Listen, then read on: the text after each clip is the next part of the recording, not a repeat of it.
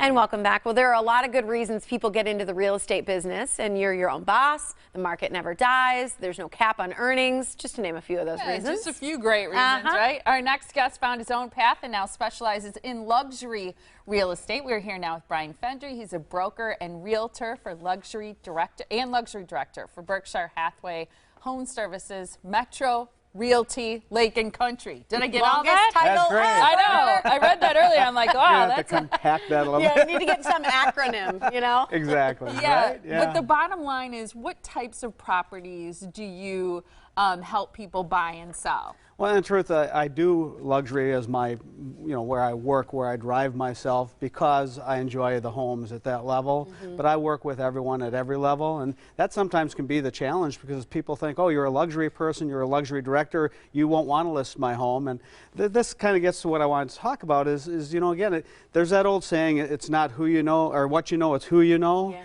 And it's truly not that. It's really who knows you and whether they know what you know. And the idea behind real estate back when I first got into it, which is in the 80s, a while ago, things were a lot different because you had books instead of the computer. You really had to know a neighborhood from living in it and driving through it and being part of that community. And now there's so much information out there that really it's important for your realtor to know about real estate transactions, contracts, interaction with people, knowing homes, all those different things, and education, again, being the most important part of that.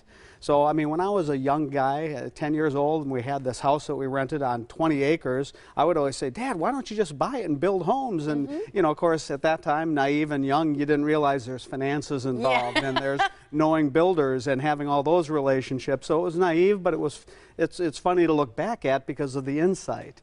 And my first job as a young man, I bought seeds through Boy Scout magazine. I would walk house to house, knocking on doors and selling seeds and getting to see all these really cool homes. And so that's kind of where things started for me. And so when I was in college, of course, I was trying to think what direction to go, and very interested in architecture, but didn't have the interest to go through the training, but yet I learned a lot about real estate at that young time.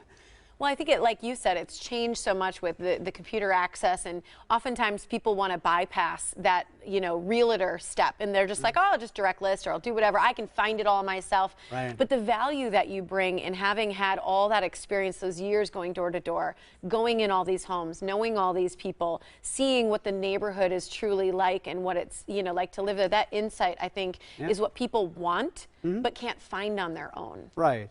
And it is, again, you may be able to put a house on one of the public websites for sale. You may be able to find the home you're looking for there. But then all of a sudden the disconnect comes, again, because you don't have the experience in writing contracts and having the experience in, well, is the house really worth what it's for sale, or am I getting a really good deal and do I have to move more quickly? Right. So again, continued education, continued training, learning what inspectors do, learning about the finance function and all that. So there's so much to it that it's important to learn.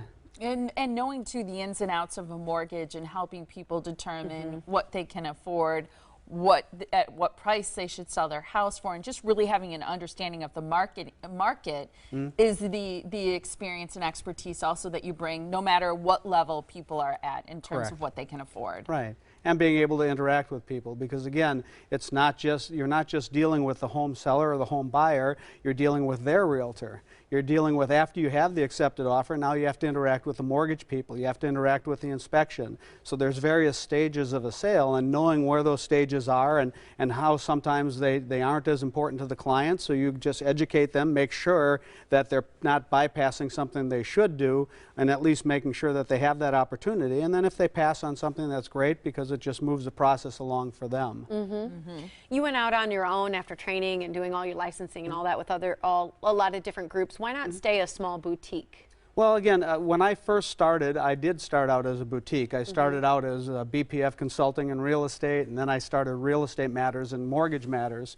And it was, doing the BPF and that consulting part taught me a little bit about entrepreneurialism, but I also realized I needed more mentoring. And so by going to work for a mortgage company I worked for a while, and going to work for another realtor for a while, and mentoring and learning from those people, because those who are successful, like my, like myself, I like to give back. I love to mentor people, and that's what they did for me. So by doing that, it helped. And then again, back in those days, people just drove around. People went to offices more often. Now, because of the global nature and the computer systems, people do work with us because we're a large company, so they get the benefit of Berkshire Hathaway and our international presence, and yet we can go back to building a boutique office, but it'll be Berkshire Hathaway boutique office. Love that. And so it gives us that interaction both on a lower, personal level and also on the international level.